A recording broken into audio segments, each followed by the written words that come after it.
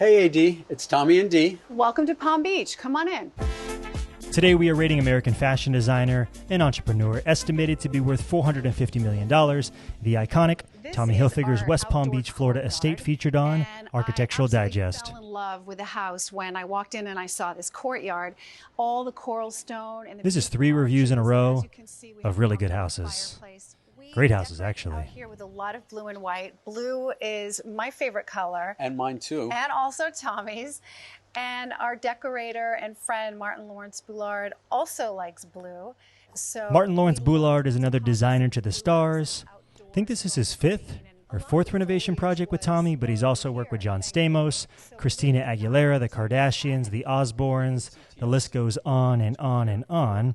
Although, when he originally moved to Los Angeles, he was pursuing acting, and one day this film producer went to Martyn's house, looked around and was like, no.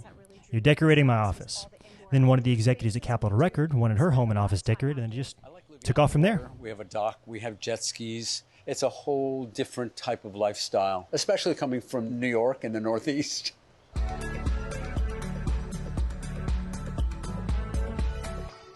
We're in the living room, designed by Martyn Lawrence Bullard, who created objects like the table, his fabric. Martyn's known for using extremely bold colors, patterns, textures. Often it'll be like a fully tiled wall, a painted ceiling, exotic flooring, and then throw in some bright velvet furniture to top it off. But we don't really have that here. Although it makes sense. Tommy and Dee are both designers, so I doubt they're the type of client who says, hey, do whatever you want. We'll be back in 6 months to check it out. I mean, just think about the Tommy Hilfiger clothing brand. It's mostly solids and color blocking with a few hints of patterns every once in a while, so I'd be shocked if they weren't heavily involved in this design process. It still has a bohemian vibe, but it's modern and clean. This is the dining room, and what is really beautiful, I think, is that we have open space between our dining room and living areas separated by these beautiful coral stone columns. First off, you can obviously tell these two are detail obsessed. Everything in this house is scaled in proportion to an exact science. And secondly, if you walked in this home for the first time, you'd immediately know it belonged to someone with an extreme level of wealth. And oftentimes, that means it looks over the top and gaudy, but we don't really have that here. Although I like how they've pared back a lot of the classical elements like the dark mahoganies and gold accents. It made it much more beachy. It's billionaire beachy. You still know they're insanely rich, but it's approachable. It's not ostentatious. You know, sometimes you go to a nice house and they'll ask you to remove your shoes in fears of messing up their precious rugs imported from XYZ country. This is a take your shoes off because you're our guest in Palm Beach. We don't care about the cost of our rugs. We just want you to feel comfortable. That's what I like about it. That's what I like about Tommy's whole vibe here. This is our kitchen, which we decided to paint white. Previously, this kitchen was all dark wood. You know what's wild?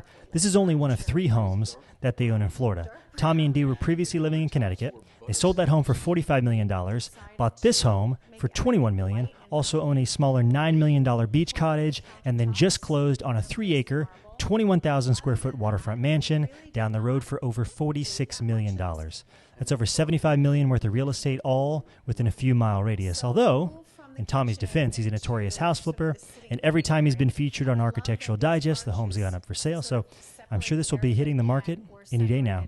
So if you've got $30-ish million laying around and you want a house in Palm Beach, keep an eye out. Could be yours. Also, it's not like he's overpaid.